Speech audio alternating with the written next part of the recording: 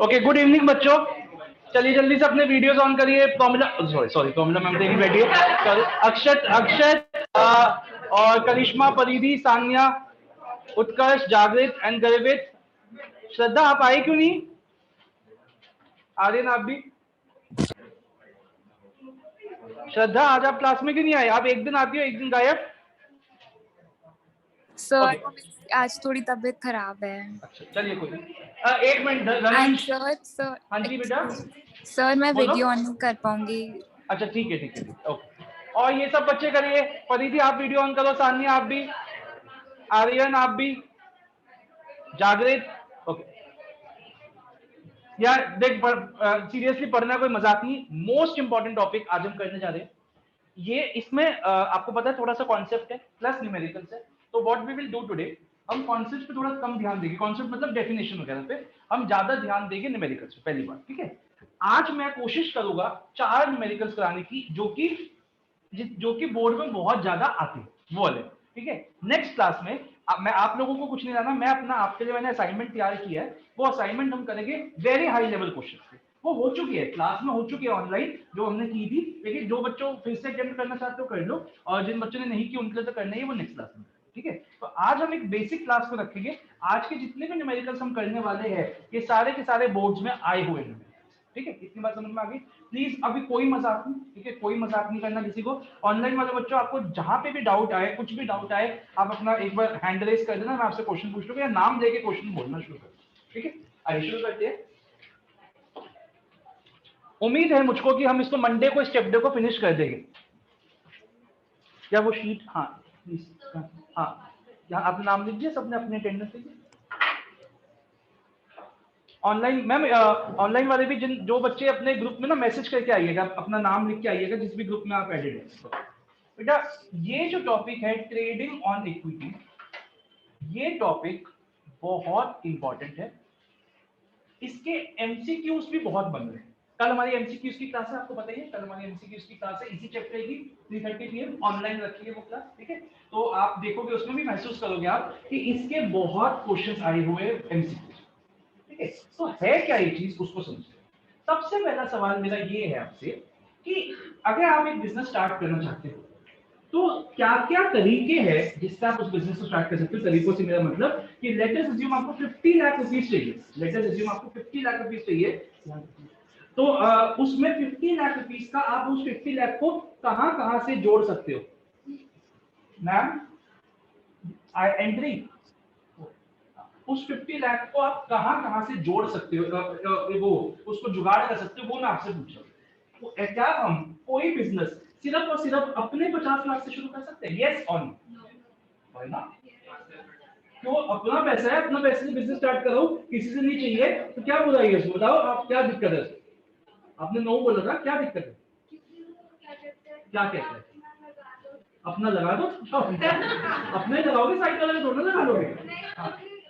अपना लगाने में क्या दिक्कत है? तो मैं, अगर आपको मन है अपना लगाने का तो लगा दो अपना, क्या बात है? सबने लिख दिया अपना अटेंडेंस में, अपनी अटेंडेंस लिख दी सबने।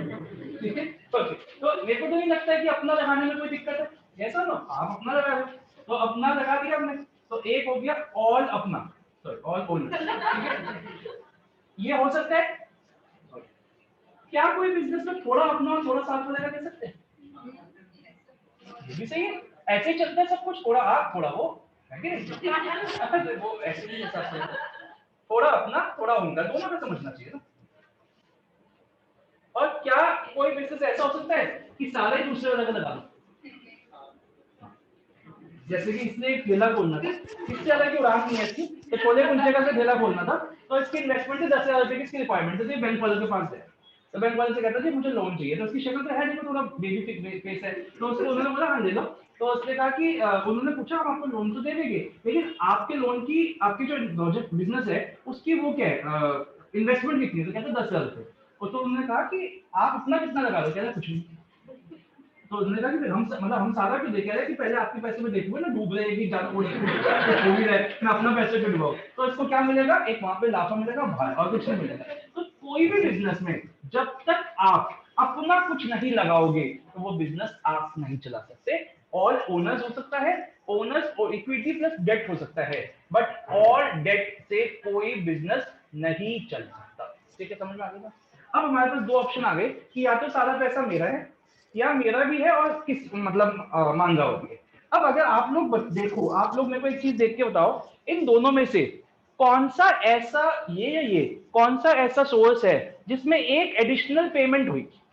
सोच के, इन दोनों में से कौन सा ऐसा सोर्स है जिसमें एक एडिशनल पेमेंट होगी? कौन सी? सेकंड वाली। और वो एडिशनल पेमेंट कौन सी होगी? अगर मैं सारी चीजों को सेम रखूं, मतलब इनकम दोनों में सेम है, जो टोटल फंड्स है वो सेम है, सब कुछ सेम है, टैक्स रेट सब कुछ सेम है, तो आपको क्या लगता है कि इसमें या इसमें एक खर्चा किसमें ज्यादा होगा? सेकंड वाले में। समझ आ रहा है ना? सेकंड वाले में।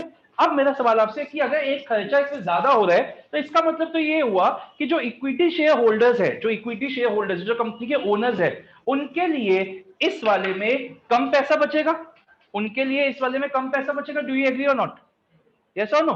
मानते हो? तो इसका मतलब आपके हिसाब से क्या मैं ये बोल सकता हूं कि ये जो सोर्स है, ये जो हमारा है, this is not beneficial for equity share holders? समझ में आया मेरा क्वेश्चन? इसमें खर्चा हो रहा है, इसमें एक्सपेंस बढ़ रहा है, सब कुछ सेम है, इनकम सेम है, इसमें खर्चा हो रहा है, तो this source is not beneficial for equity share holders. Do you think so? Do you agree with me और not? But no, why not? आपने बोला ना नो, तो किसने बोला? आपने बोला नो। वंशिता बताओ व्हाई नो? तो उससे क्या होगा? ईपीएस, मतलब आप ये कह रहे हो कि सर, आप जो कह रहे हो कि एडिशनल एक्सपेंस होएगा उसके बाद भी यही सोर्स फायदेमंद है, that is what you are saying, ये आप कह रहे हो, तो ठीक है। ये कह रहे हैं कि नहीं सर यही सोर्स फायदेमंद है, इनका ही कहना। और कोई मानता है इनके इस जवाब से? आप सबको लगता है कि नहीं सर ये बेनिफिशियल नहीं है, यही बेनिफिशियल है, क्योंकि इसमें जितना कमाया सारा का सारा शेयर होल्डर्स का? बताइए, ये वाला बेनिफिशियल है भूमिका या ये वाला? सेकंड वाला। सर वो क्यों? कंडीशन में डिपेंड नहीं करता।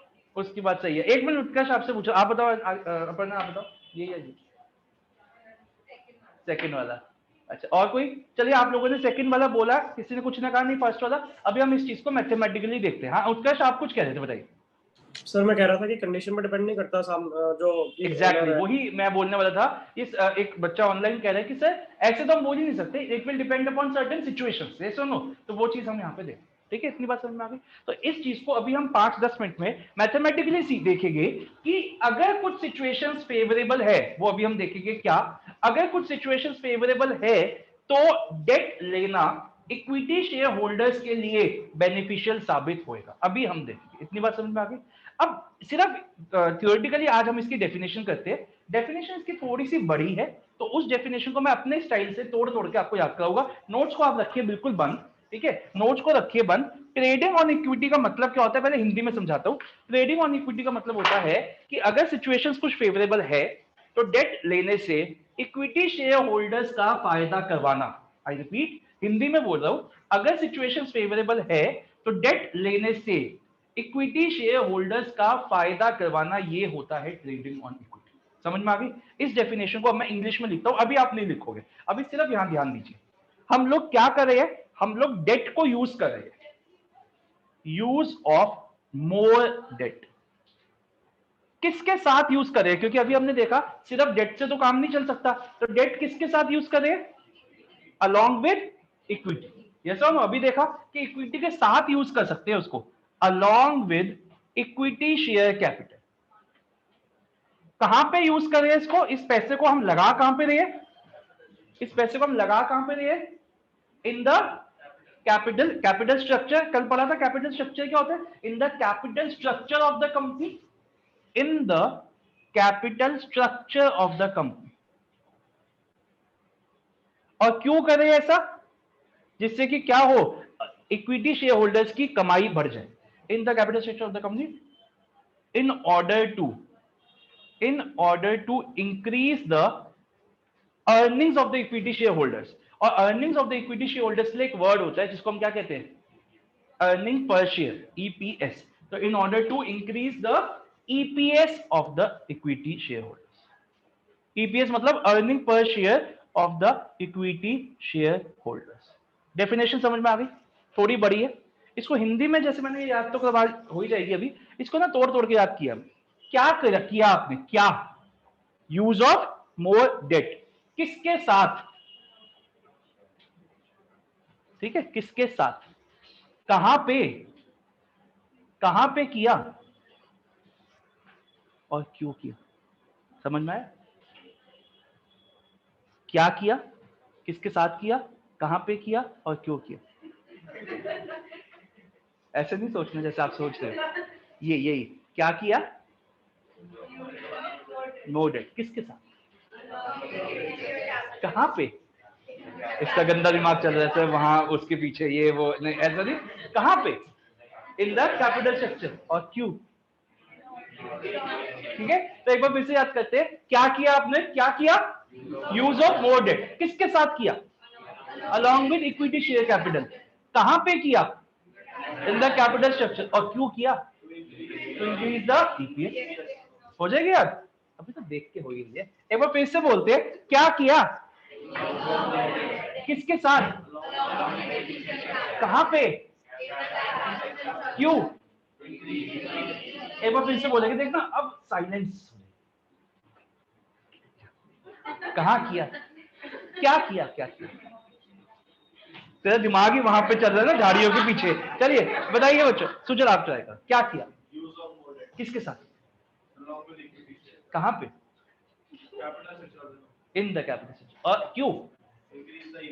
बस देखो इतना सिंपल है। तो एक बार फिर से बोलते हैं, अब ये बोलेगा यहां से, ये हाँ ये बोलेगा क्रिश बोलेगा, क्या किया, किसके साथ, कहां पे, क्यों। अब ये smarty, the over smart child of the class, the glamour, बताइए क्या, किसके साथ, कहां पे, क्यों।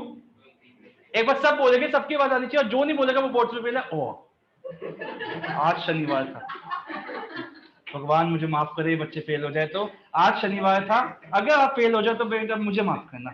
अभी सरस्वती मैम आई थी, बस भगवान मैंने कुछ और मांग लिया होता, लेकिन क्या करूं। चलो ठीक है, बोलते तो सब बोलेंगे क्या, आप लोग भी बोलोगे सब ऑनलाइन वाले भी, किसके साथ, along with equity shares, कहां पे, in the capital structure of the company, और क्यों, to increase the EPS is known as trading on equity। समझ में आ गई बात। एक बार लास्ट टाइम बोलेंगे फिर आगे बढ़ेंगे, क्या किया, किसके साथ, in the to increase the EPS of the company। यहां तक बात समझ में आ गई। अब लोग अब आप लोग इसको अपने नोट्स पे लिखिए, ऐसे ही तोड़ के जैसे मैंने लिखवाई है। जिसने लिखा है बहुत अच्छा, जिसने नहीं लिखा वो लिखिए। Come to page number, this is your page number 9.11। 9.11 page पे यहाँ पे डेफिनेशन लिखी हुई है। इस डेफिनेशन को तोड़ के ऊपर लिखिएगा जैसे मैंने लिखा था, ऐसे क्या, किसके साथ, क्यों, कहां पे। यहां लिखिए डेफिनेशन को, इस मार्जिन में, इस इधर, क्या, यूज ऑफ मोर डेट। या वो अटेंडेंस शीट पास कर दो एक बार, पीछे हो गई अटेंडेंस, आगे कहां पे, अच्छा आ चुकी है, ओके, सबने लिख दिया नाम इसमें।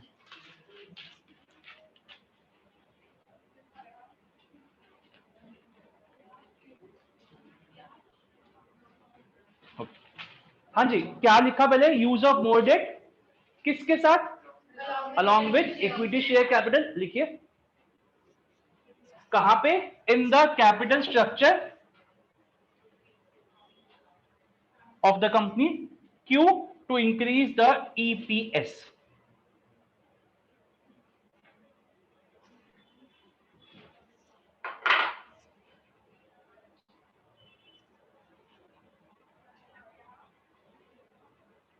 मैम एक बार इनके जो बच्चे आए हुए ना ऑनलाइन, उनके नाम लिख दो एक बार एक पेपर पे,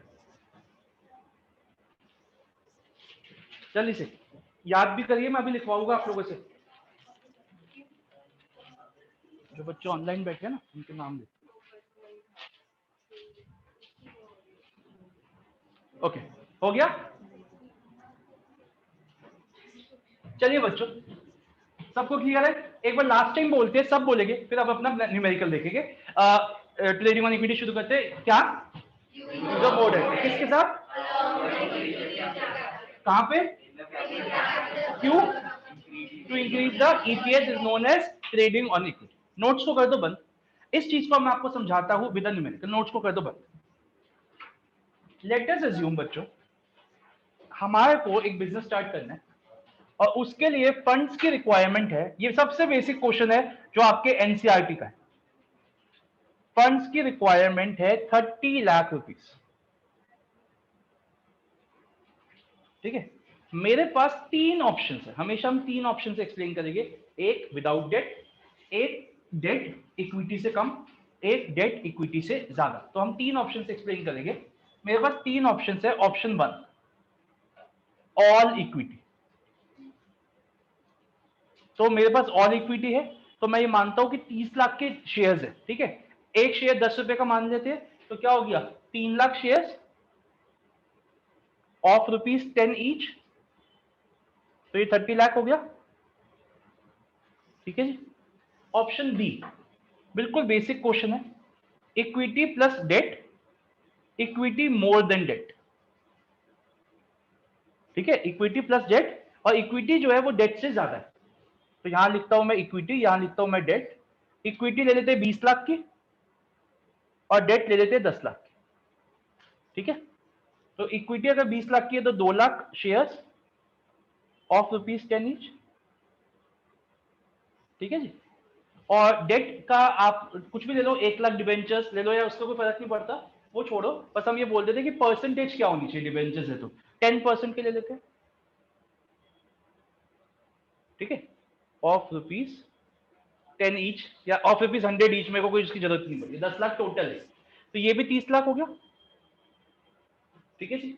अब केस सी, ऑप्शन सी क्या है, ये हमारा ऑप्शन बी है, ये ऑप्शन ए है, ये ऑप्शन सी।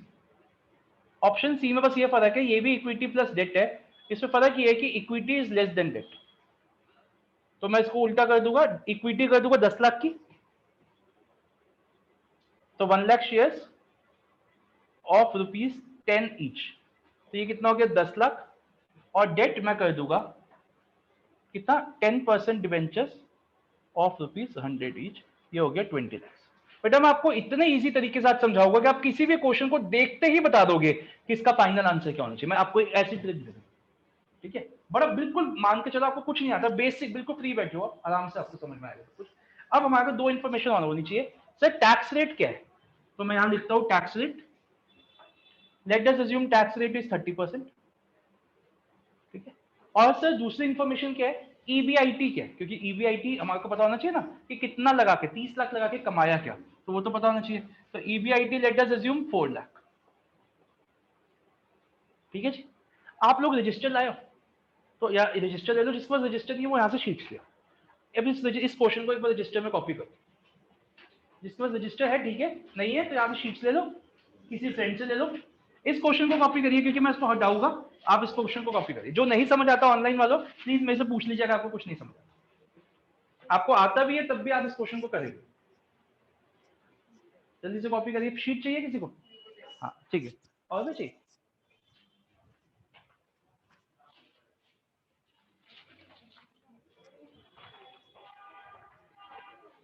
ये एक पीछे भी दे दो।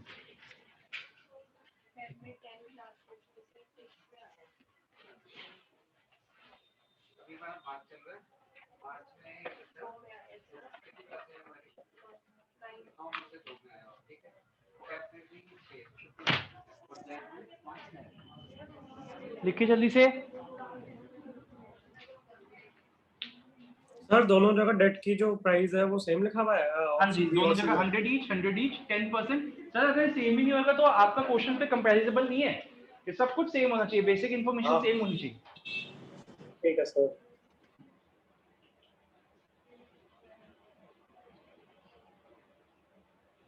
हो गया। एक टेबल है इस सारे क्वेश्चंस में, एक फॉर्मूला है और एक टेबल है, बस उसी को तोड़ मोड़ रखा है। वो टेबल आपको समझ में आ जाए और वो फॉर्मूला आपको समझ में आ जाए, आप कोई क्वेश्चन खराब नहीं करोगे और ऐसे देख के आंसर बता दो। ईबीआईटी 4 लाख। ईबीआईटी को हम पीबीआईटी भी कहते हैं, कभी कभी क्वेश्चन में पीबीआईटी भी हो सकता है, it's one and the same thing. Earnings before interest and tax या फिर profit before interest and tax, it's one and the same thing.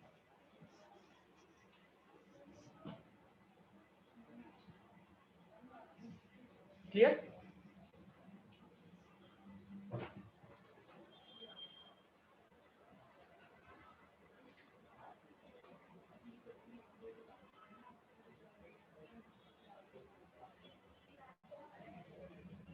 क्या हुआ? करें शुरू? अब हमें ये देखना है, इसका क्वेश्चन लिखिए नीचे, which option will be better to raise funds. इसका क्वेश्चन लिखिए, which option is better to raise funds.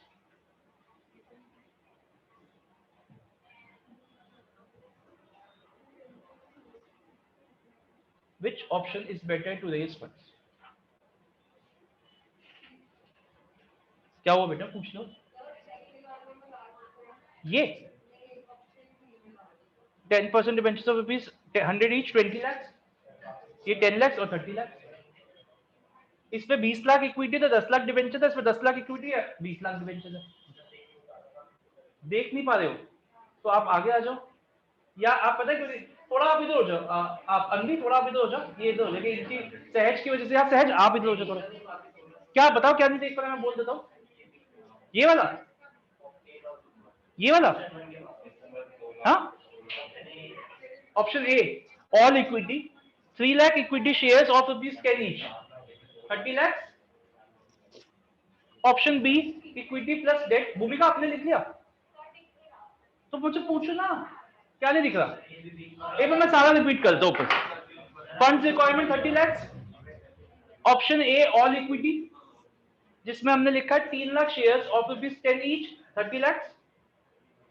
Option B में हमने लिखा है इक्विटी प्लस डेट, मैंने नीचे लिखा है इक्विटी मोर देन डेट, जिसमें हमने इक्विटी लिया है 2 lakh shares of rupees 10 each 20 lakh, debt लिया है 10% debentures of rupees 100 each, 10% debentures of rupees 100 each 10 lakh, जिसका टोटल 30 लाख रुपए होगा। ऑप्शन सी में मैंने लिखा है equity plus debt, equity is less than debt. Equity मैंने लिया है 1 lakh shares of rupees 10 each 10 lakh, और डेट मैंने लिया है 10% debentures of rupees 100 each 20 lakh, ये भी टोटल 30 लाख हो गया। और नीचे आ जाइए टैक्स रेट 30%, और ईबीआईटी जिसको हम पीबीआईटी भी कहते हैं वो है 4 लाख। समझ में आ गई बात? हटा रहा हूं इस फॉर्म में। अब देखिए, अब हमें अभी मत बनाना, अब जो मैं बना रहा हूं उसको आप साइड बाय साइड मत बनाना, अभी सिर्फ यहां ध्यान दीजिए। हम एक स्टेटमेंट बनाएंगे, statement of calculation of EPS, statement showing, please बातें नहीं, कैलकुलेशन ऑफ ईपीएस।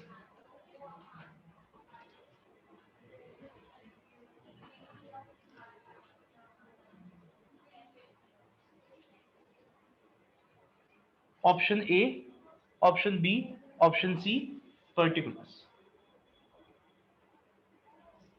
ये हम बनाने जा रहे हैं एक इनकम स्टेटमेंट, ठीक है? ये इनकम स्टेटमेंट बनाना, सबसे पहले ये इनकम स्टेटमेंट का स्टार्टिंग पॉइंट होता है ईबीआईटी। इसकी फुल फॉर्म होती है earnings before interest and taxes. इसकी फुल फॉर्म होती है earnings before interest and taxes. तो earnings before interest and taxes में से सबसे पहले क्या माइनस होना चाहिए? फिर से मेरा क्वेश्चन सुनिएगा, फुल फॉर्म है इसकी earnings before interest and taxes. तो इस earnings before interest and taxes में से सबसे पहले क्या निकलना चाहिए? इंटरेस्ट। तो हम इसमें से इंटरेस्ट ऑन डेट माइनस कर देते हैं। अब मेरे पास क्या बच गया? ईबीटी। इसकी फुल फॉर्म क्या हुई? Before tax. इस अर्निंग बिफोर टैक्स में से क्या माइनस होना चाहिए? टैक्स की हमेशा एक परसेंटेज होती है, इस क्वेश्चन में 30 है, मैं अभी तो बेसिक बना रहा हूं, ये हट गया। हमारे पास क्या आ जाएगा? ई नहीं, ये टी, अर्निंग्स आफ्टर टैक्स। ठीक है, मैं पहला क्वेश्चन में, सिर्फ पहले क्वेश्चन में आपके लिए लिख भी देता हूं, earnings before interest and taxes, earnings before taxes,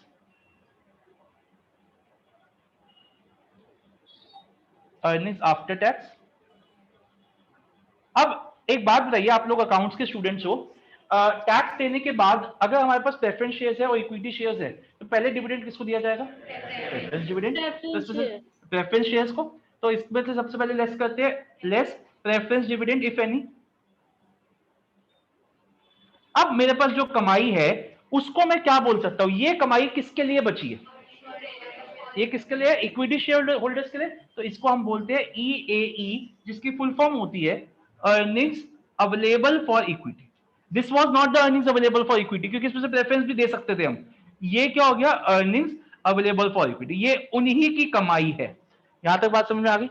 ये टेबल याद हो जाएगी, ज्यादा मुश्किल तो नहीं है, अभी 5 मिनट में 4 क्वेश्चन करके अभी याद हो जाएगी, 5 मिनट में याद हो जाएगी। ठीक है, तो ये आ गई यही। अब देखिए बच्चों, अब थोड़ा समझ लो, चलो पहले यहां तक ही सुनते, अब एक एक केस करके देखते हैं।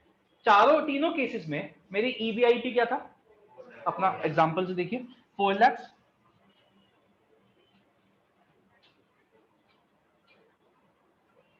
ठीक है जी, 4 लाख से तीनों में। अच्छा, अब मुझे बताइए कि जो पहला जो हमारा वो है, पहला जो हमारा केस है, क्या उस पर डिबेंचर्स है, डेट है, क्या उस पर इंटरेस्ट है? नहीं है। ठीक है, जो सेकंड केस है उसमें टोटल इंटरेस्ट, टोटल डिबेंचर्स कितने? 10 लाख, और कितना रेट क्या है? 10%। तो इसका मतलब इंटरेस्ट कितना हो गया? 1 लाख। और नेक्स्ट केस में 2 लाख। यहां तक बात समझ में आ गई? कोई अभी कोई डाउट तो नहीं? तो ये कितना आ गया? 4 लाख, ये आ गया 3 लाख, और ये आ गया 2 लाख। टैक्स हमारे केस में कितना है? 30%। तो इसका हमेशा 30% किसका होता है? अर्निंग्स बिफोर टैक्स का। ठीक है, तो इसका 30% निकालते हैं, तो 4 लाख का 30% कितना हुआ? 1,20,000। 3 लाख का 30% 90,000, और 2 लाख का 30% 60,000। ठीक है, तो ये हमारा कितना हो गया? 2,80,000, ये हो गया 2,10,000, और ये हो गया 1,40,000। रेफरेंस डिविडेंड तीनों केसेस में नहीं है, तो हमारे पास आ गया 2,80,000, 2,10,000, और 1,40,000। यार मेरे को लग रहा है मैंने ही गलत पढ़ा दिया आपको, आप सही कह रहे हैं। यही सबसे बेनिफिशियल लग रहा है मेरे को तो देखने से शेयर होल्डर्स के लिए। ये सो ना, ये तो बहुत कम हो गया, ये तो 1,40,000 है, और सबसे पहले केस में तो 2,80,000 है। तो क्या मैं ही गलत था क्या? ये जो है, ये इतने लोगों के लिए, ये उनसे थोड़ा कम के लिए, और ये उनसे भी कम के लिए, क्योंकि पहले केस में शेयर होल्डर्स कितने हैं, शेयर्स कितने हैं? पहले केस में शेयर्स कितने, जरा देख के बताओ। 3 लाख। सेकंड केस में शेयर्स कितने हैं? 2 लाख। और ये इस केस में शेयर्स कितने हैं? 1 लाख। ये 2,80,000 3 लाख लोगों के लिए, लोग नहीं, 3 लाख शेयर्स के लिए, क्योंकि एक बंदे के पास 100 शेयर भी हो सकते हैं। 3 लाख शेयर्स के लिए, ये 2 लाख शेयर्स के लिए, और ये 1 लाख शेयर्स के लिए। क्या कोई चीज कंपेयर की जा सकती है जब उनका बेस सेम ना हो? इधर 3 लाख के लिए ये कमाई है, या 2 लाख के लिए, या 1 लाख के लिए। क्या हम किसी ऐसी चीज को कंपेयर कर सकते हैं जिसका बेस ही अलग हो? तो हमें इसको एक रीजनेबल बेसिस पे लेके आना पड़ेगा। हम ऐसा कर लेते हैं, हम निकाल लेते हैं कि एक शेयर की कमाई क्या है। Are you getting my point? हम ऐसा निकाल लेते हैं कि एक शेयर की कमाई क्या है, ये कर सकते हैं। इसको क्या बोलेंगे? ये है total earnings for total shares. This is total earnings for total shares. तो now we will calculate earning per share. समझ में आई? ठीक है, तो आइए अब हम निकालते हैं अर्निंग पर शेयर। इसका फॉर्मूला क्या होता है? अर्निंग पर शेयर का फॉर्मूला क्या होता है? एक मिनट पहले मैं इसकी फुल फॉर्म लिख देता हूं। अर्निंग पर शेयर, इसका फॉर्मूला होता है जितना टोटल अर्निंग्स है, earnings available for equity divide by number of equity shares.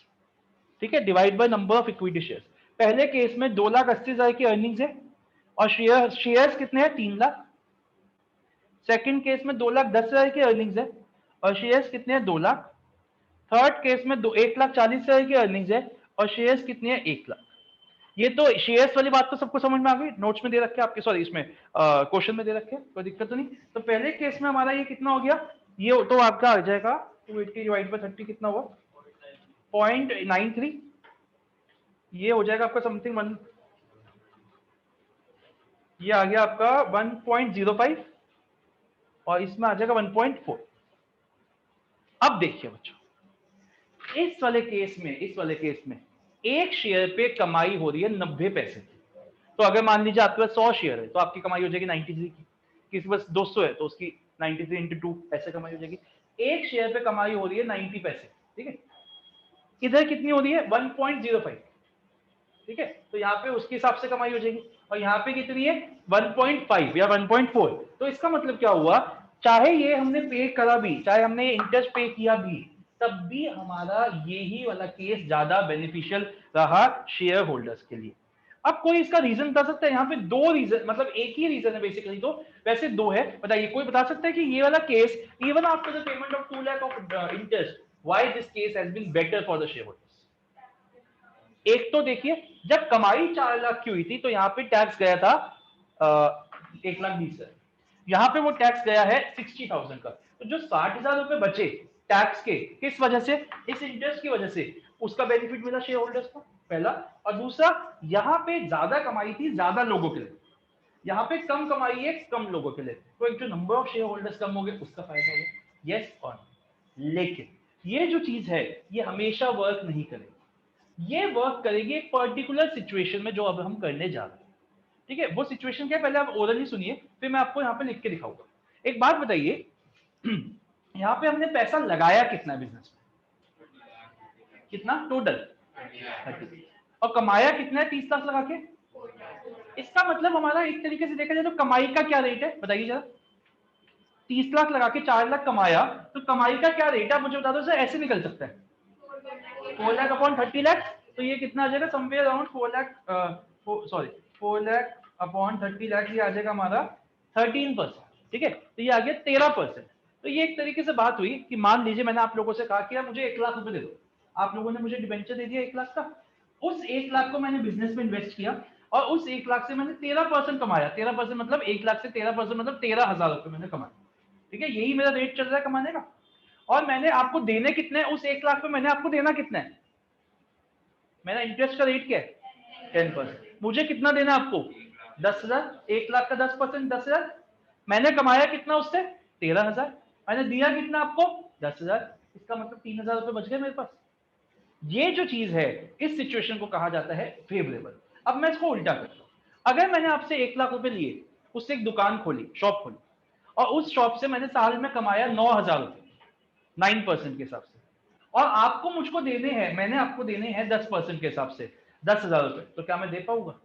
मतलब मैंने आप लोगों से लिया, लोन लिया, उस पर मैंने प्रॉमिस किया कि मैं आपको 1 साल बाद 10,000 रुपए दूंगा, उससे मैंने बिजनेस किया और कमाए सिर्फ 9,000, तो क्या मैं आपको ये कह सकता हूँ कि यार 9,000 रख लो, 1,000 बाद मैं बाद में दे दूंगा? नहीं, मेरे को क्या करना पड़ेगा? कहीं और से देना पड़ेगा, शायद सामान दुकान का बेचना पड़े, देना पड़ेगा। ये क्या हुई? ये सिचुएशन हुई अनफेवरेबल फाइनेंशियल सिचुएशन। ये अनफेवरेबल क्यों हुई? क्योंकि डेट लेने की आप पोजीशन में नहीं हो। जो पहली सिचुएशन थी वहां पे क्या था? आपसे पैसे लिए, बिजनेस स्टार्ट किया, कमाया 13,000, देना 10 है, 3,000 रुपए तो बेनिफिट हो गया, वो मैं अपने घर ले जाऊंगा, मैं ओनर हूं कंपनी का, मैं इक्विटी शेयर होल्डर हूं। यस और नो? तो जब भी आपकी सिचुएशन फेवरेबल, अभी मत लिखो बेटा, अभी मत लिखो, मैंने बोला नहीं अभी आपको, रुक जाओ। अगर आपकी सिचुएशन फेवरेबल हुई, मतलब फेवरेबल मतलब कमाई का रेट डेट के रेट से ज्यादा है, कमाई का रेट इंटरेस्ट के रेट से ज्यादा है, तो आपको डेट लेना चाहिए। इतनी सी बात है। और ये तो आप किसी भी क्वेश्चन को देख के कर सकते हो ना, आप बिना ये करे, कैलकुलेशन करे, पहले ही देख सकते हो कि आपका आंसर फेवरेबल आएगा या नॉन फेवरेबल आएगा। कैसे? सब कुछ छोड़ दो, आपके सामने क्वेश्चन है, आप सीधा आरओआई निकालो उसका। आरओआई मतलब return on investment. 4 lakh by divide by 30 lakh, 13%। आपको रेट कितना देना है, इंटरेस्ट कितना देना है? 10%। तो आपका ये आंसर पॉजिटिव आएगा। अगर ये पॉजिटिव नहीं आ रहा, इसका मतलब आपकी कहीं ना कहीं कैलकुलेशन मिस्टेक है। लो, मैंने तो इतना इजी चेक बता दिया आपको, 1 मिनट का चेक है। ठीक है, और अगर ये आपका नेगेटिव आता है, मतलब वो ROI is not more than 10%, जो रेट ऑफ इंटरेस्ट है, तो आपको ये फॉल होना चाहिए था। एक चेक आपको हाथों हाथ करना चाहिए। हर क्वेश्चन इसका फाइनली ये पूछा जाता है कि कौन सा सोर्स बेटर है, या आपके सामने 2 सोर्स होंगे, बोला जाएगा क्या सेकंड सोर्स बेटर है, तो आप पहले चेक कर लो, एक होएगा डेट वाला, एक होएगा विदाउट डेट वाला। डेट वाला तभी बेटर है जब ROI is more than rate of interest. तो पहले ही चेक करके साइड में रख लो, छोटा सा बना के रफ में, हाँ मेरा आंसर मेरे को पता है, अब तो बस मुझे प्रूफ, मतलब इसको कैलकुलेट करके दिखा। तो ये बेस्ट तरीका है ना, पहले से उसको क्या करके रख लो, पहले से अपने उसको आंसर को निकाल के रख। समझ में आई बच्चों बात आपको? ठीक है, अभी जो मैंने बोला ये आरओआई वाली बात, उसको मैं मैथमेटिकली दिखाता हूँ। पहले मेरी जो आपसे रिक्वेस्ट है, इसको बिना देखे करने की कोशिश करो। बिना देखे, आपके सामने ही है ये टेबल, उसको बिना देखे करने की कोशिश करो। क्या हुआ? क्या कुछ बात चल रही है? क्या बात है? चल जल्दी से करो, बिना देखे कॉपी करने, कॉपी मत करना, बिना देखे करने की कोशिश करना।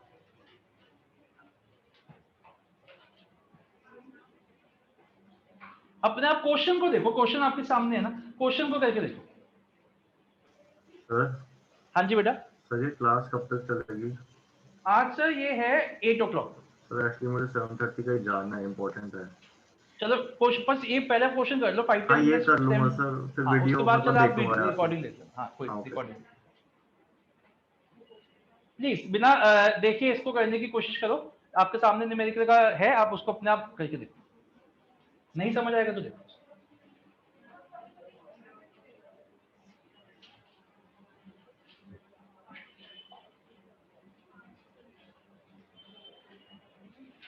देखो सबसे पहले इस टेबल को याद करते हैं। सबसे पहले इस टेबल में क्या आता है? ईबीआईटी। इससे ही स्टार्ट होगी, किसी और से स्टार्ट हो ही नहीं सकती। ईबीआईटी से सबसे पहले क्या माइनस होगा? Interest, EBT. उससे क्या माइनस होगा? Tax, EAT.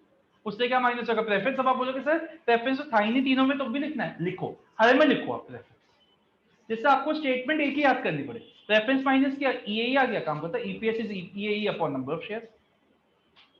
इस टेबल को रट लो।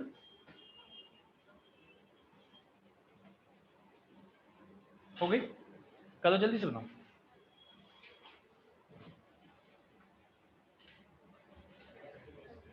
बेटा हमेशा जब भी ट्रेडिंग और इक्विटी का क्वेश्चन आए और आपको बोला जाए आप उसको अपने एग्जांपल से समझाइए, तो क्या करे? कुछ बच्चों की मैंने देखी थी आंसर शीट, स्कूल की आंसर शीट देखी थी। बच्चे क्या करे, आपने दो बना रहे हो उसमें, सिर्फ ये और ये बना रहे हो। आप हमेशा तीन केसेस दिखाइए, एक विदाउट डेट, एक डेट लेस देन इक्विटी, एक डेट मोर देन। हमेशा तीन केसेस दिखाइए जब आपसे अपने एग्जाम्पल से समझाने को बोले। अगर दे रखा है क्वेश्चन में तो फिर वही करना है। अगर आपसे अपने एग्जाम्पल से समझाने को बोले तो हमेशा तीन केसेस।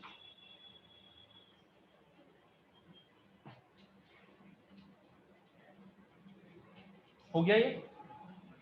अब आप इसमें क्या लिखोगे? ये लिखने के बाद आप नीचे लिखिए, इस टेबल के नीचे लिखिए। हाँ जी बेटा, क्या बताओ? 50,000 क्या? भाई वही बताने जा रहा हूँ, अब बताने जा रहा हूँ वही चीज। हाँ इसको हटा के वही दिखा रहा हूँ। ये लिख लिया सबने? इसके नीचे लिखिए, as it is quite clear from the above table, as it is quite clear from the above table, as it is quite clear from the above table that the EPS is maximum, that the EPS is maximum in option C, that the EPS is maximum in option C where, बताओ क्या पूछना है? Where debt is more than equity, where debt is more than equity, comma, it is advisable, it is advisable, it is advisable to go with, it is advisable to go with, वो कहाँ रखा ma'am? Option C, option C. अब इसके नीचे एक line छोड़ के लिखिए, दिस इज बिकॉज, वो कहाँ रखी शीट? हाँ, और वो दोनों चीजें वहां रखी। This is because company is enjoying, this is because company is enjoying favorable financial position, favorable financial position which can be explained as follows, favorable financial position which can be explained as follows। तो अब आप यहां देखिएगा, what is favourable financial position, जो अभी मैंने समझाया था मैं उसको एक बार फिर समझाता हूं। और चाहे आज हमारा बेसिक क्वेश्चन ही हो, बट कल हमें प्रॉपर नहीं पता होना चाहिए कि हमें कैसे प्रोसीड कर। तो एक बार मैं फिर समझाता हूँ आपको, वो मैंने अभी जो समझाया फिर मैथमेटिकली प्रूव करूंगा। बेटा मैंने आपको एक सिंपल सा पॉइंट बोला कि डेट लेना में मुश्किल क्या होती है कि डेट जब आप किसी से लेते हो ना, तो आपका एक बर्डन बढ़ जाता है, और वो बर्डन होता है इंटरेस्ट। तो अगर मैं किसी से डेट ले रहा हूँ और मैं उसको ऐसे इन्वेस्ट करता हूँ कि मेरा कमाई बहुत अच्छी होती है, तो डेट लेना नुकसान नहीं है। Loan is never bad unless and until you are able to, मतलब till the time you are able to pay the interest. It is why it is bad. एक पैसा आपने किसी से लिया, उसको आप टाइम टू टाइम इंटरेस्ट दे दो, एक टाइम के बाद आप उसको रीपे कर दोगे, तो बुराई क्या? बुराई कब होती है लोन की? कि जब हम लोन तो ले लेते हैं लेकिन हमें ये नहीं पता होता कि हम उसको इंटरेस्ट को पे कर पाएंगे कि नहीं। और जब ऐसी सिचुएशन अराइज हो जाती है तो आपको अपना घर भी बेचना पड़ सकता है, मतलब जो भी है वो बेचना पड़ सकता है उस लोन की रिपेमेंट या उस लोन की इंटरेस्ट की पेमेंट के लिए, क्योंकि आप उसको ये नहीं बोल सकते कि मेरे पास पैसा नहीं है मैं पे नहीं करूंगा, आपको देश भी छोड़ना पड़ सकता है मालिया के साथ, ठीक है। Yes no. तो अब समझते हैं, मैंने ये बोला था कि अगर मैंने आप लोगों से 10 लाख रुपए 1 लाख रुपए लिए, ठीक है, मैंने कहा कि आप मुझे 1 लाख रुपए दे दो, मैं इससे बिजनेस स्टार्ट करूंगा, मैंने और अपना भी कुछ पैसा लगाया, उस पैसे से मैंने बिजनेस स्टार्ट किया और जो मेरा कमाई का रेट है वो है 15%, तो 1 लाख लगा के मैं साल में 15,000 रुपए कमाता हूँ, ठीक है, और मुझे देने हैं आपको सिर्फ 12%, मेरा रेट है इंटरेस्ट का 12%, तो 15,000 मैंने जेब में आए मेरे 1 साल के बाद, आपको मेरे को देने कितने 12,000, 3,000 रुपए बच गए, मैं ओनर हूं, मेरा प्रॉफिट हो गया, मैं घर ले गया 3,000 रुपए। यस और नो? ये सिचुएशन समझ में आई? अगर ये सिचुएशन ये ना हो कि ये होती कि मैंने जो कमाया 1 लाख लगा के वो कमाया मैंने 10,000 रुपए 10% के हिसाब से, मेरी कमाई हुई 10% के हिसाब से 10,000 रुपए, मुझे आपको कितने देने हैं 12,000, तो मैंने 10 तो अपने जो कमाए वो दे दिए, ठीक है, समझ में आ रहा है, और 2,000 रुपए अब कहां से दूंगा, फंस गया मैं तो, जेब से, एग्जैक्टली जेब भी खाली, अब कहां से दूंगा, एक और लोन लेके, यही तो हो रहा है, यही तो किया मालिया ने, एक लोन को पे करने के लिए एक और लोन, या वो भी नहीं, कोई किसी ने वो भी नहीं दिया तो अपने एसेट्स बेचने पड़ेंगे, अल्टीमेटली बिजनेस बंद। यस। तो अगर आपकी सिचुएशन सेकंड केस है जहां पे आपके कमाने का रेट आपके इंटरेस्ट के रेट से कम है, तो that is not an advisable situation for loan. और अगर आपको लगता है कि आपके कमाने का रेट आपके इंटरेस्ट के रेट से ज्यादा है, देन दैट इज एडवाइजेबल। समझ में आया पॉइंट? अब आइए इसको मैथमेटिकली देखते हैं, हमने क्या लिखा लास्ट में, because the company is enjoying favourable financial position. अब वो फाइनेंशियल पोजीशन फेवरेबल कैसे पता चलेगी वो देखते हैं। हम क्या निकालेंगे, ROI, that is return on investment, is more than rate of interest on debt। बच्चे ना बड़े शारे होते हैं और बच्चे ना शॉर्ट में काम करने की कोशिश करते हैं, शॉर्ट फॉर्म से याद करने की कोशिश करते हैं। तो देखो कोइंसिडेंटली ये भी ROI बन रहा है और कोइंसिडेंटली ये भी ROI बन रहा है, तो बच्चे याद कर लेते हैं ROI should be more than ROI, फिर वो ये भूल जाते हैं कि कौन सा ROI कहां पे था। तो वो कभी कभी बच्चे ये याद कर रहे थे rate of interest should be more than return on investment that is favourable. तो ऐसा दिमाग मत लगाना, कभी भी शॉर्ट फॉर्म में काम करने की कोशिश ही मत करना, हमेशा take the full thing. Table पे है, बोल बोल क्या कह रहा था, ये भी ROI है, ये भी ROI है, क्या इतना अगर आप लिख लो तो पूरा ही लिख लो ना, फिर शॉर्ट में जा ही क्यों रहे हो। बच्चे तो इतना भी नहीं लिखते, बच्चे तो याद करते हैं R should be more than R, short में याद करते हैं बेटा। मैं यहाँ पे शॉर्टकट की वो है, मतलब तूने कितने नोट्स आज तक बनाए जो मैंने क्लास में बोला, खुद ही बता दे, ठीक है। तो ये समझ में आ गया। अब ROI का फॉर्मूला निकालते हैं। अब ROI, तो ROI का फॉर्मूला क्या होता है, कितना लगा के कितना कमाया, कितना लगा के कितना कमाया। तो कितना लगा के कितना कमाया का फॉर्मूला क्या हो गया, EBIT अपॉन कितना लगाया, कैपिटल एम्प्लॉयड कितना कमाया, EBIT इनटू 100। समझ में आ गई बात। और ये तो हमारा एक दे ही रखा होगा ROI, रेट ऑफ इंटरेस्ट। अब देखिए हमारे केस में कितना लगाया था हमने, हमारे केस में कितना लगाया था हमने अभी 30 लाख। किसने बोला 4 लाख, कैसे लग गया, कितना लगाया, कितना कमाया नहीं लगाया, कितना लगाया 30 लाख, कमाया कितना 4 लाख, इंटू 100, ये आ गया 13%, ठीक है। और ये किससे ज्यादा है 10%, ठीक है। ये आपको एक फॉर्मूला याद करना है और वो टेबल याद करनी है। I guarantee you will never do any question.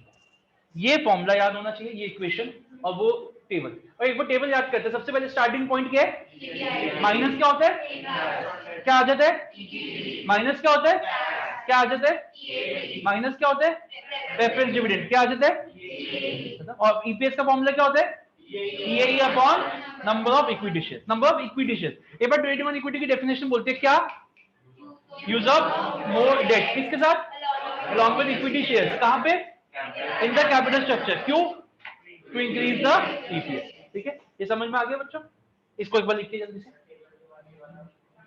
हाँ, टेबल के बाद वो जो लिखा है 1-2 लाइन है वो, उस पर ये लिखिए क्या क्या बनाना है पेपर में, बनाई, ये वर्किंग दिखानी है एग्जैक्टली। मैं वो लिखवा रहा हूं आंसर। हम एक मिनट, जैसे आपको पेपर में लिख के आना है, कुछ भी स्किप नहीं करोगे, अभी भी खत्म नहीं हुआ, अभी 2 लाइनें और लिखेंगे। बोलो क्या ये फाइनल यही है मार्क्स के, ठीक है। मैं अभी क्वेश्चन कराऊंगा जिसका आंसर ना 1 लाइन का है, आंसर 1 लाइन का है, लेकिन मार्क्स के लिए देखो 3 पेज भरवाऊंगा। और हर बार तो ये पूछेगा सर ये भी करना है, ये भी करना है, मजा तो तभी आएगा ना। अल्टीमेटली आंसर तो उसी एक क्षण में है, लेकिन वहां जाने में मजा आता है। ठीक है, आइए आप क्या समझ रहे हो? वैसा कुछ नहीं है, ये चीज जो आप देखा सीखा है आपने। अब आप ये भी कह सकते हो कि सर जब वहीं पहुंचना तो सीधा वहां पहुंच जाते, ऐसे नहीं हो सकते। चलिए हो गया। अब लास्ट का कंक्लूजन लिखिए।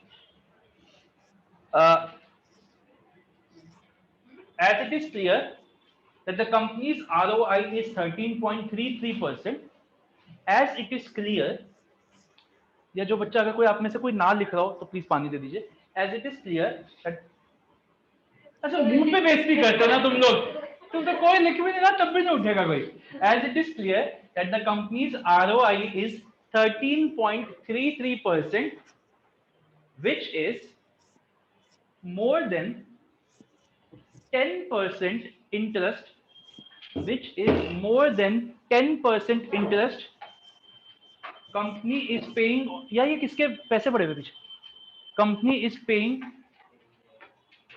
on its debt funds, on its debt funds. I repeat, as it is quite clear that the company's ROI is 13.33%। ये किसी के है 100 रुपए समोसा वमोसा खा सकते हो? बताओ। पानी मैं नहीं दे रहा किसी को पानी, किसी के है तो नहीं, देख लो सब अपनी जेब वेब चेक कर लो, वरना मैं इसके नजर उतार के फिर मैं अपने लिए रख लूं। ये स्मार्ट डी है, किसी के है तो नहीं, तो ये किसी के पैसे की रख। हाँ वो मंदिर हाँ 13.33%, which is more than 10% interest it is paying on its debt funds, comma, the company is enjoying favorable financial position, and therefore option C is better. The company is enjoying favorable financial position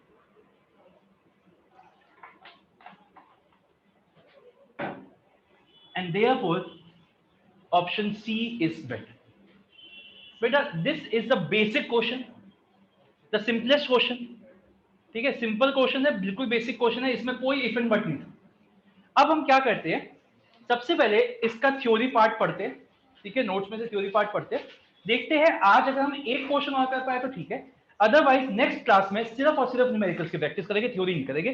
total 4 numerical, इसमें से 6 numerical का एक assignment मैंने जो पहले कराया था वो मैं लाया, वर्कशीट बना दी है मैंने, उसकी प्रिंट आउट मेरे पास है, वो मैं आपको नेक्स्ट क्लास में दूंगा। हाँ ले लो ना, ये पीछे पास। चलिए अब आइए पेज नंबर, आइए जो एग्जैक्टली हमने लिखा है उसको मैं आपको नोट रीड करवा रहा हूं। 9.11 पे आइए, इसका ना क्वेश्चन आता है, एक क्वेश्चन लिखिए, what is trading on equity, how it, when it is used and how it is used. एक क्वेश्चन आता है 6 मार्क्स का, 9.1 पेज को लिख लो कहीं पे भी जगह हो तो, what is trading on equity, when it is used and how it is used. 9.11 page पे आइए, what is trading on equity, when it is used and how it is used. तो बच्चों पहली जो लाइन है मीनिंग वाली, उसके left में लिखिए, जो मीनिंग वाली लाइन है उसके लेफ्ट में लिखिए व्हाट, ये व्हाट का आंसर है, what is trading on equity. जो ये लाइन है ना 9.11 पेज पे पहले जो बॉक्स बना हुआ है व्हाट, वो डेफिनेशन अभी पता है मैं। उसके बाद की जो ये है जो 3 लाइनें हैं, उसके बाद की जो 3 लाइनें हैं उसके आगे लेफ्ट में लिखिए व्हेन। आइए रीड करते हैं। तो ट्रेडिंग ऑन इक्विटी कंपनी कब यूज करने के बारे में सोचती है, trading on equity company use करने के बारे में सोचती है जब कंपनी डेट से पैसा रेज करने के बारे में सोचती है। तो आइए, trading on equity is used when a company decides to finance some of its financial requirement through debt. According to trading on equity, if there is a loan in the capital structure of the company, if there is a loan in the total capital of the company, shareholders are likely to have the higher rate of it. Therefore, trading on equity refers to the, underline करिए, additional profits that equity shareholders earn because of high degree of financial leverage. बेटा financial leverage का मतलब लिखिए, 1 mark का question है, what is financial leverage? Use of equity, use of debt, use of preference, ऐसा तो लिखिए। हाई फाइनेंशियल लीवरेज का मतलब होता है यूज ऑफ डेट। लीवर मतलब डेट होता है, फाइनेंस के टर्म्स में लीवर मतलब डेट होता है, तो फाइनेंशियल लीवरेज मतलब यूज ऑफ डेट। ठीक है, अब बेटा एग्जांपल यही है तो हम इसको नहीं देख रहे, आपका एग्जांपल एज इट इज मैंने करवा ही दिया, सब कुछ ऐसे का ऐसा करवा दिया। सीधा अब आ जाइए एक बार अनफेवरेबल। अनफेवरेबल कभी भी आपको अगर फेवरेबल पूछा है तो अनफेवरेबल नहीं लिख के आना। कब लिखना है सर पे ये? जब आपसे अलग से पूछा जाएगा एक्सप्लेन अनफेवरेबल फाइनेंशियल पोजीशन, या तो तब या फिर इसको न्यूमेरिकल में हम यूज करेंगे जो हम नेक्स्ट क्लास में करेंगे। ठीक है, एक बार बस बता देता हूं कि अनफेवरेबल में होएगा क्या। आप ये देखिए टेबल पे आ जाइए सीधा, आपने 2 लाख कमाया, सब कुछ सेम है, बस कमाई 2 लाख की है, 30 लाख की सब कुछ है, वही सब कुछ है। आप देखिए पहले केस में जब डेट नहीं है तो ईपीएस कितना है? 0.47, और जब ईपीएस जब डेट है तो ईपीएस कितना है? 0.31 या जो भी है 0.35। इसका मतलब फॉल हो गया। ये फॉल क्यों हुआ? एक ना पहले केस में भी एक एरो बनाइए, जैसे इसमें हमने 3 था ना, तो वहां पे भी एक एरो बनाइए, ऐसे ऐसे करके राइस दिखाइए, वहां राइस जो हमारा एरो बनाते हैं ना, राइस दिखा दीजिए वहां पे जो हमारा एरो, और ऐसे इसमें फॉल का दिखा दीजिए, जो 2 ईपीएस है उसके बीच में एरो लगा के एक फॉल का दिखा दीजिए। अब ये फॉल क्यों हुआ देखते हैं। सिचुएशन यही है, इस केस में 30 लाख लगा के कमाया कितना है बताइए? इस केस में अनफेवरेबल के केस में 30 लाख लगा के कमाया कितना है? नहीं समझ, सबकी आवाज नहीं आ रही। कहां से 2 लाख कैसे बोल रहे हो आप? ईबीआईटी 2 लाख है, यस और नो? तो 2 लाख अपॉन 30 लाख कितना हुआ? 2 लाख अपॉन 30 लाख होता है 6%, और देना कितने? 10%। तो 4% कहां से दोगे? मतलब ये तो ऐसा हुआ कि 1 लाख किसी से लिया, उसको कहा देखो 1 साल बाद 10,000 रुपए दूंगा, उसके उस पैसे से 6,000 कमाए, तो 4,000 कहां से दोगे? अपनी जेब से देने पड़ेंगे, अपने घर से देने पड़ेंगे, दुकान से देने पड़ेंगे, ऐसा बिजनेस नहीं चल सकता। फॉल खत्म। ठीक है, समझ में आ गई बात? तो this is unfavourable financial position. समझ में आई बात? इतनी बात समझ में आई? अब आप लोग स्पेस फॉर नोट्स में आइए, मुझे 2 एमसीक्यूज बनवाने लिखवाने पड़ेगा, मतलब 1 मार्क के क्वेश्चन। सर इसमें सिर्फ 2 सिचुएशंस क्यों है? सर इसमें 2 इलस्ट्रेशंस क्यों है, ये कह रहे हो आप? 2 क्या मतलब 2 situations proposal A and B? हाँ, आप प्रपोजल सी भी बना लेना, वो मैंने बस अनफेवरेबल ना ज्यादा आता नहीं है इसलिए। अच्छा, हाँ, आप प्रपोजल सी बनाओगे ना तो ये और फॉल हो जाएगा, ये 0.35 से भी कम चला जाएगा। हाँ हाँ, वो बिल्कुल सही है, होना भी चाहिए था, बट अनफेवरेबल ना आया नहीं है आज तक कभी भी। बेटा पहला क्वेश्चन लिखिए, most very important question. What are the 2 conditions, what are the 2 conditions essential for, what are the 2 conditions essential for trading on equity? What are the 2 conditions essential for trading on equity to work? बेटा इसकी इसी sequence में लिखना है आपको, पहला हमेशा पहला ही रहेगा, सेकंड हमेशा सेकंड ही रहेगा। कहने का मतलब क्या है, अगर आपसे सिर्फ एक कंडीशन मांगी जाए तो हमेशा पहले ही लिख के आना, सीक्वेंस को इंपॉर्टेंट, फर्स्ट को वेरी इंपॉर्टेंट मार्क करना, सेकंड को इंपॉर्टेंट। तो फर्स्ट लिखिए ROI, that is return on investment. कभी कभी एक मांग लेते, what is an essential condition, तो यही लिख के आना हमेशा। ROI, that is return on investment, should be more than the interest on debt, should be more than the interest on debt। अब आप सेकंड कंडीशन लिखिए, that interest on debt should be a tax deductible expense. इसका मतलब क्या हुआ, ये सिर्फ उन्हीं देशों में वर्क करेगा जहां पे टैक्स है, जैसे दुबई जैसा जो देश है जहां पे टैक्स रेट ही नहीं है, सब कुछ इनकम टैक्स फ्री है, वो आपको पता ही होगा, अब शायद थोड़ा थोड़ा लगना शुरू हो गया, पहले तो टैक्स था ही नहीं, आज से 4-5 साल पहले। तो उधर आप लोन लो या ना लो, शेयर होल्डर्स के ईपीएस पे कोई फर्क नहीं पड़ेगा, ये उन्हीं देशों में चलेगा जहां पे टैक्स है, क्योंकि जो एक्चुअली कमाई है, जो प्रॉफिट आ रहा है वो टैक्स की वजह से। इतनी बात समझ में आ गई? तो एक ही था मैंने एक ही क्वेश्चन लिखवाया सेकंड ना पॉइंट मैंने। क्या था? हाँ, क्या कौन सा Utkarsh? Second point, interest on debt should be a tax deductible expense. Okay sir, ठीक, ओके सर। ओके बच्चों, अब आप ऐसा करिए, सब बच्चों के पास ये वाली बुक है ना, बड़ी वाली, एक बार 9.17 पेज पे आइए, 9.17 टाइप 1 देखो पहले भी आप लोगों ने कर रखा होगा, कोई दिक्कत नहीं है, फिर से करो।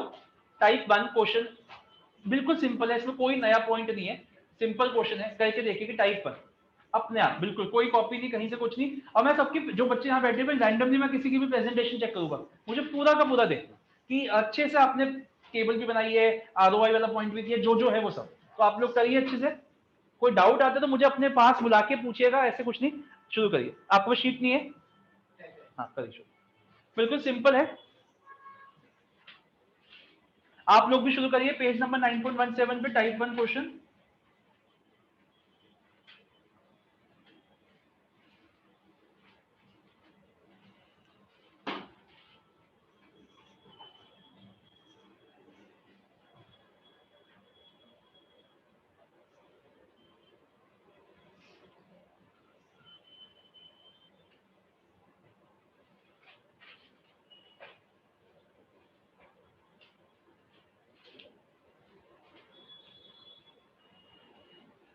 हमेशा क्वेश्चन को शॉर्ट में लिख लिया करिए।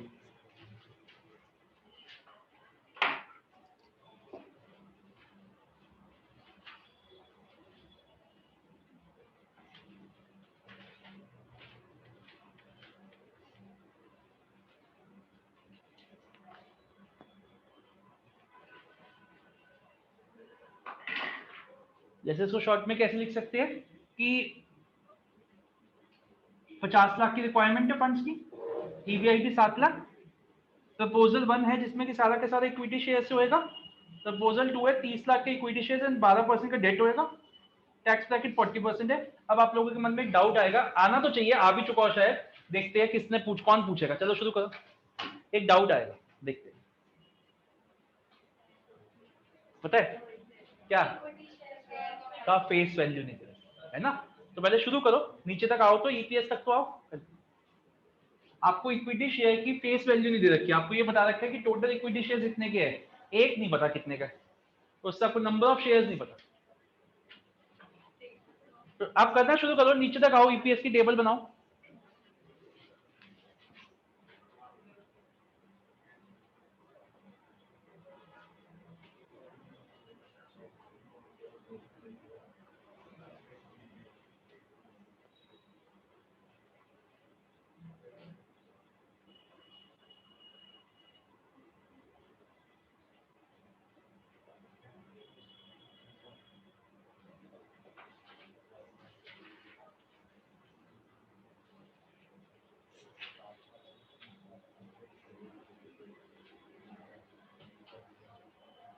प्लीज बातें नहीं अपना अपना देखिए, सब अपने अपने आप करिए, कोई किसी से नहीं पूछेगा।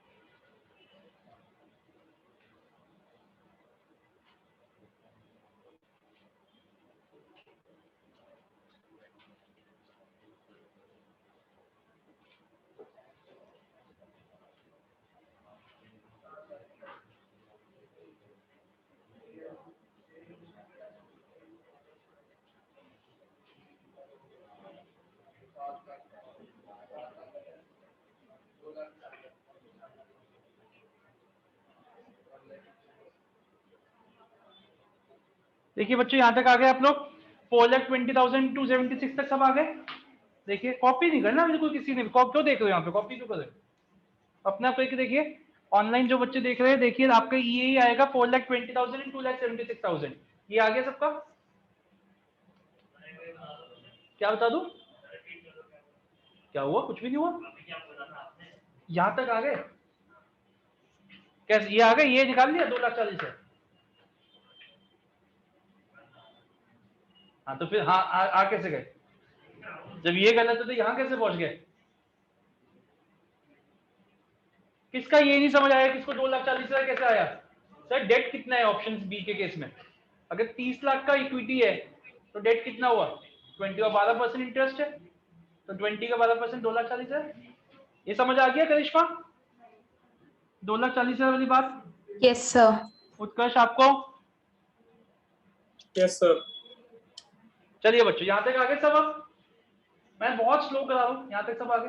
अब देखिएगा अगर मैं ईपीएस निकालता हूं तो मैं इसको क्या करूंगा? 4,20,000 divide by number of equity shares. पहले केस में 50 लाख की इक्विटी है, एक शेयर नहीं पता कितने का है, तो हमें ये नहीं पता कि नंबर ऑफ शेयर्स कितने हुए। यस और नो? डाउट समझ में आया? क्वेश्चन समझ में आया? हमेशा एक लिख लेंगे हम इसको, जब भी हमारे पास एक शेयर की फेस वैल्यू नहीं दे रखी होती तो हम कितना मान के चलते हैं? 10 रुपए। तो हम यहाँ पे एक एस्टेरिक मार्क लगाएंगे 5 लाख के ऊपर और हम लिखेंगे कि इन द, लिखिए इस एस्टेरिक को लगा के कहीं लिखिए नीचे, इन the absence of information, in the absence of information regarding, in the absence of information regarding the face value of per share, face value of each share, in the absence of information regarding the face value of each share, we have assumed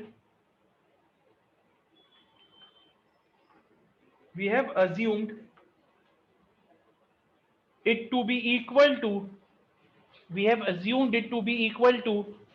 rupees 10 per share.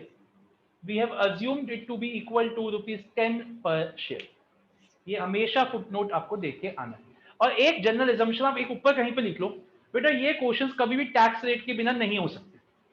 गलत है अगर आपको information नहीं दी जाती tax के बारे में question में, गलत है। आप अगर सीए लेवल का पेपर दे रहे हो तो आप सीधा लिख देते the question is wrong you foolish guy, but यहाँ ऐसा नहीं करेंगे, ठीक है? तो यहाँ आप क्या लिखेंगे? यहाँ मानेंगे कि in the absence of information regarding tax rate we have assumed to be 30। ये लिख लीजिए। अगर टैक्स रेट के बारे में कोई इंफॉर्मेशन नहीं है तो 30%। और एक और एजम्पशन आप यहाँ पे करेंगे, अगर आपको कभी इंटरेस्ट रेट ना दे रखा और वो निकल भी ना सके, एक क्वेश्चन ऐसा का होगा जिसमें इंटरेस्ट रेट दे नहीं रखा लेकिन वो निकल सकता है, ये बात समझना कि आप अज्यूम भी करते नहीं।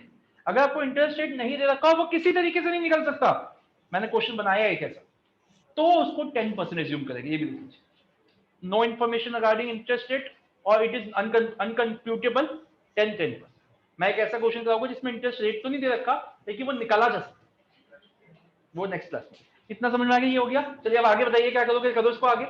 ये तो फेवरेबल आ गया, तो सॉरी इंक्रीजिंग आगे करो 30। हाँ आ गया ना? अब इसके नीचे लिखो क्वेश्चन। देखो हमेशा बेटा क्वेश्चन के इधर देखे, जब हमेशा क्वेश्चन की लैंग्वेज पढ़ो। क्या कह रहे? हाँ, suggest with proper explanation as to which proposal will be beneficial. तो अब आप इसके नीचे क्या लिखोगे? लिखो as it is quite clear from the above table, as it is quite clear from the above table that EPS has increased,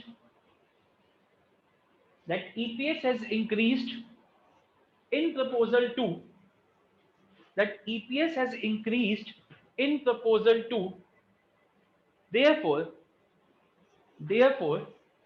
taking loan would be better। अभी खत्म नहीं हुआ आंसर, अब वही उसका आधा का जनरेशन हो तो गया नहीं हो। अब लिखो दिस इज बिकॉज, और फिर वो आप अपनी पूरी वो वर्किंग दिखाओ आरओआई वाली करो।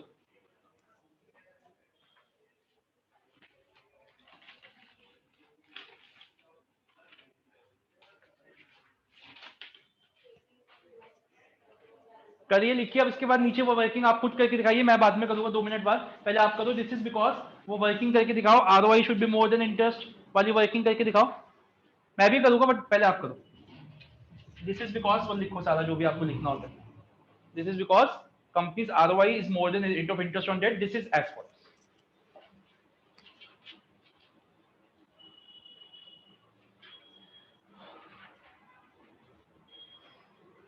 कंपनी का ROI निकालते हैं।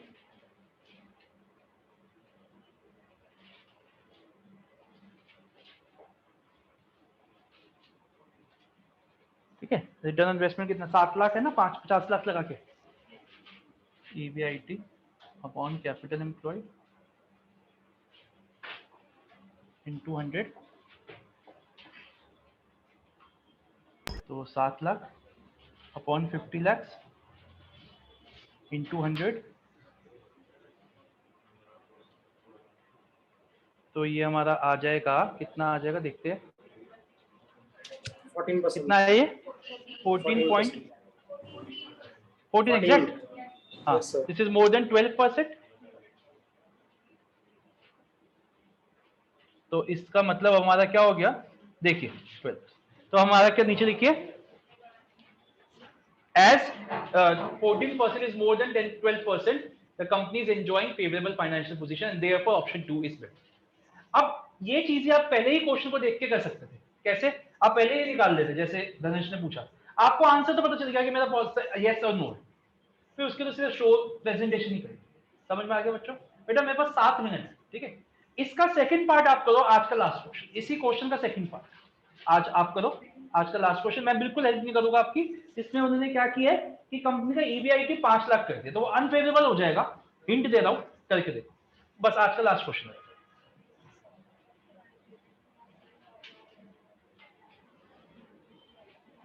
देखो बिल्कुल शर्म, पहले मैं ऑनलाइन वाले से पूछ लेता हूँ, बिल्कुल शर्म मत करना। अगर आपको नहीं समझ में आया, मैं एक बार सब बच्चों का नाम ले रहा हूँ 1 by 1।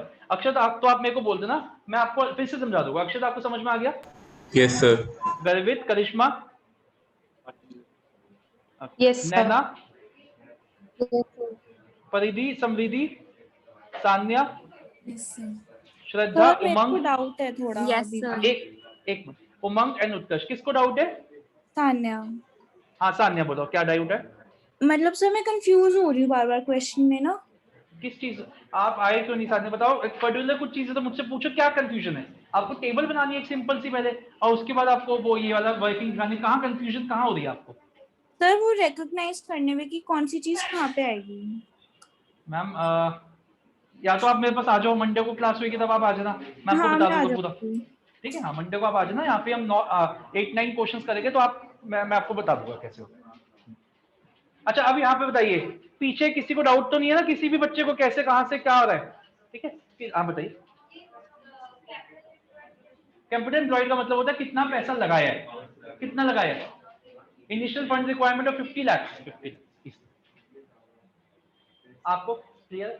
आपको इधर, हाँ जी कार्ड ये आप करना। राहुल क्या नहीं समझ आया?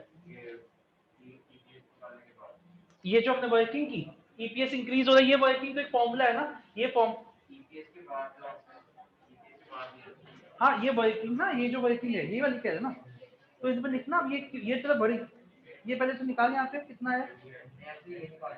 हाँ अगर नहीं, अगर ज्यादा आता तब भी और नहीं भी आता तब भी, अगर नहीं आता तो ये उल्टा चलेगा, और अगर ज्यादा आता तो फेवरेबल चलेगा। तो ये वर्किंग करके दिखानी है हमें कि ये 14% 12% से ज्यादा है, दैट इज वाई ये पॉजिटिव आया।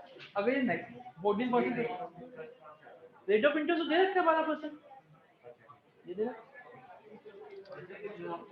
ये 6 नंबर का क्वेश्चन है। नहीं ये तो क्वेश्चन ही गलत है, ये तो सब क्यों पूछ रहा है? ये बात 4 नंबर का भी हो तब भी क्या इंपॉर्टेंट नहीं है? नहीं वैसे नहीं, अगर डाउट है ऐसे तभी पूछ रहा है तू, अगर डाउट है तो मुझसे पूछ, अगर अभी भी कोई चीज क्लियर नहीं है तो मुझसे पूछ, कोई दिक्कत नहीं। बता नहीं है क्लियर? ड्रोन आपको क्लियर है सब कुछ? जल्दी से करिए। अनफेवरेबल वाला मुझे बताइए, अनफेवरेबल में EPS कितना कितना आया? कितना आया पहले में, और सेकंड में 0.3। देखिए जरा एक बार, ये पीछे आदित्य, कोई बात नहीं, आप क्या कर रहे हो, यही पूछ रहे हो या कुछ और चल रहा है? यही चल रहा है, ठीक है। क्रिश आपका कितना आ रहा है? निकालो जल्दी से, EPS निकालो दोनों केसेस का, अनफेवरेबल का, सेकंड मतलब पार्ट का। हाँ वंशिता आप जल्दी से करो।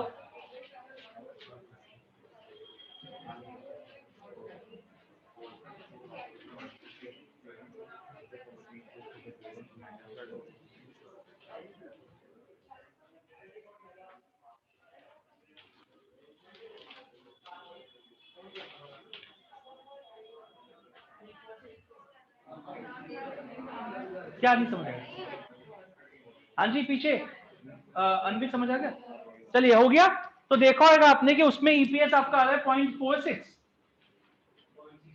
0.6 एंड 0.3 सबका आ रहा है ईपीएस 0.6 एंड 0.3 सबका। इधर आपका प्राची आया और आपका इधर तपस्विनी करिए जल्दी से, जसप्रीत। उसके बाद देखिए ऐसा क्यों हुआ, फॉल क्यों हुआ? तो आप देखोगे कि ये 14% नहीं होएगा, कम हो जाएगा। देखिए 10% है, निकालिए जल्दी से करिए। हो गया सबका? 0.3 क्यों नहीं आया? कितना आ रहा है भैया? 0.3 नहीं आ रहा, 0.52 आ रहा है, 0.52 आ रहा है सेकंड का, तब भी फॉल हुआ। 0.3 कैसे आ गया सहज कुमार? क्या बात, मन नहीं लग रहा क्या? तो बता दे फिर, बात है। हो सकता है ना कभी मतलब मन लगाने वाला ना हो क्लास में ना? बेटा 0.6 एंड 0.52 आ रहा है सबका। पॉइंट ऑनलाइन उत्कर्ष 0.6 एंड 0.52 करिश्मा अक्षत, ठीक है। चलिए उसके नीचे लिखिए, इधर लिखिए, मैं डिक्टेट कर रहा हूं कि क्या होना चाहिए उसके बाद, बातें नहीं पीछे। प्रमोद इधर उसके नीचे लिखिए, as it is quite clear from the above table that the EPS is fallen